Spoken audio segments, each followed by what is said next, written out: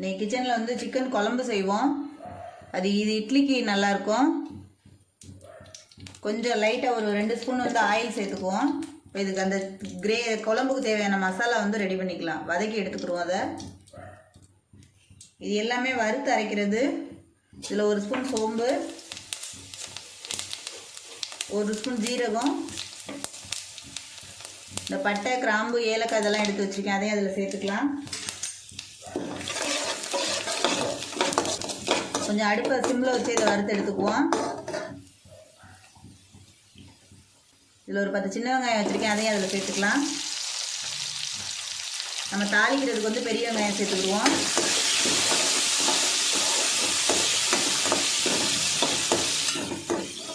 நம்ம சிக்கன் வதக்கிறது மட்டும்தான், மற்றது அரைக்கிறது எல்லாமே இதிலே வதக்கி அரைச்சிடலாம். இதில் வந்து ஒரு 1/2 ஸ்பூன் மிளகு சேர்த்துக்குவோம். அதில் நம்ம மிளகாத்தூளும் சேர்க்க போகிறோம். ஒரு 4 காஞ்ச மிளகாய் அதில் சேர்த்துக்குவோம்.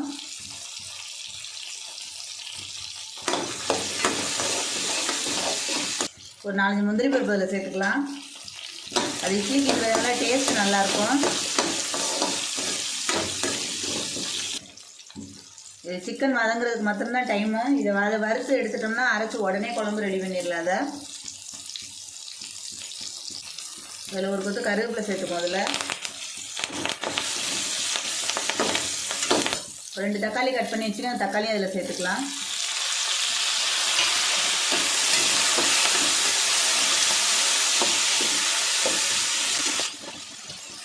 தண்டோட கொஞ்சம் கொத்தமல்லி வச்சுருக்கேன். அதையும் சேர்த்து அதில் வறுத்துக்கலாம்.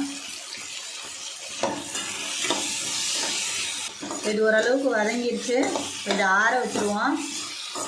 நம்ம சிக்கன் செய்கிறதுக்கு வந்து ரெடி பண்ணிக்கலாம். இதை அடுப்பு ஆஃப் பண்ணிட்டு இதை ஆற வச்சிடலாம். ஆற வச்சு மிக்சியில் போட்டு அரைச்சி எடுத்துக்குவோம். இது நம்ம குக்கர்லேயே செஞ்சிடலாம். அதனால் குக்கர் காஞ்சிருச்சு. இதில் கொஞ்சம் ஆயில் சேர்த்துக்குவோம்.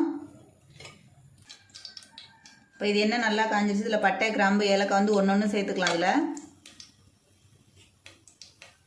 இதில் 1 ஸ்பூன் சோம்பு வச்சுருக்கேன். அதுவும் சேர்த்துக்குவோம். ஒரு 1/2 ஸ்பூன் ஜீரகம். நான் அதில் ஒரு பெரிய வெங்காயம் கட் பண்ணி வச்சுருக்கேன். அந்த வெங்காயத்தை வந்து அதில் சேர்த்துக்கலாம்.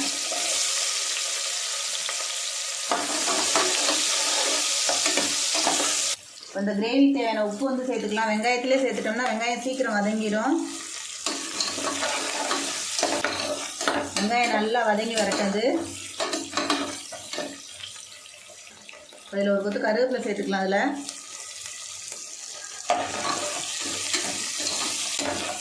நீங்கள் வதக்கி அரைக்கும்போது இஞ்சி பூண்டு போடணுன்னா இஞ்சி ஒரு துண்டு, ஒரு 10 பல்லு பூண்டு போட்டு அரைச்சிக்கலாம். நான் போய் இஞ்சி பூண்டு அரைச்சி வச்சுருக்கேன். அதை வந்து இதில் சேர்த்துக்க போகிறேன். நான் 1 ஸ்பூன் இஞ்சி பூண்டு சேர்த்துக்கிறேன். அதில்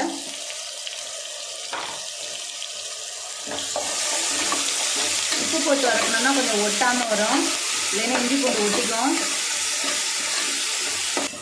இப்போ நம்ம க்ளீன் பண்ணி வச்சுருக்க சிக்கன் வந்து அதில் சேர்த்துக்கலாம். இந்த அளவெல்லாம் வந்து ஒரு 1/2 கிலோ சிக்கனுக்கு.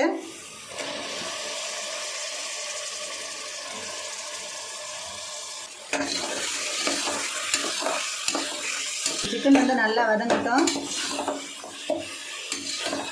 நம்ம ஆற வச்சுருக்கிறத வந்து நல்லா அரைச்சி எடுத்துக்குவோம். அதை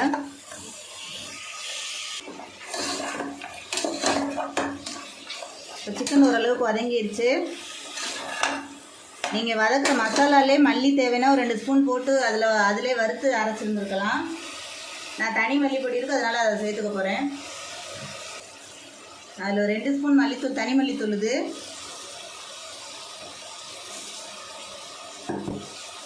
காரத்துக்கு ஏற்ற மாதிரி மிளகாத்தூள் சேர்த்துருக்கேன். ஏற்கனவே ஒரு 4 மிளகா போட்டு வேறு வறுத்துருக்கோம்.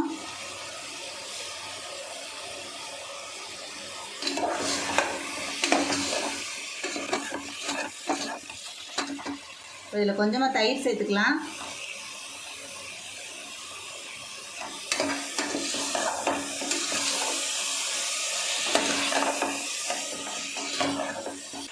நம்ம அரைச்சி வச்சுருக்க மசாலா வந்து அதில் சேர்த்துக்குவோம்.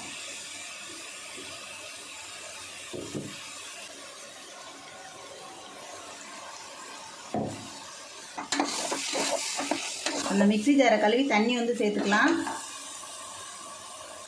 உங்களுக்கு குழம்புக்கு எவ்வளோ தேவையோ தண்ணி அந்த அளவுக்கு சேர்த்துக்கும். அதில்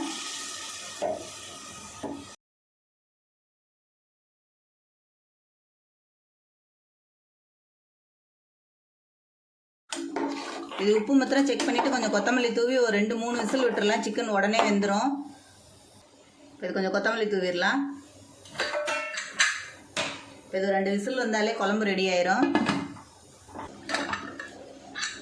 இப்போ குழம்பு ரெடி ஆயிடுச்சு.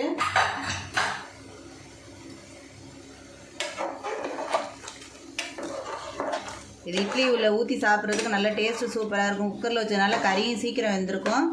இது சாதத்துக்குமே நல்லாயிருக்கும். ஆனால் இட்லிக்கு இன்னும் ரொம்ப சூப்பராக இருக்கும். இது அவ்வளோதான், சிக்கன் குழம்பு ரெடி ஆயிடுச்சு.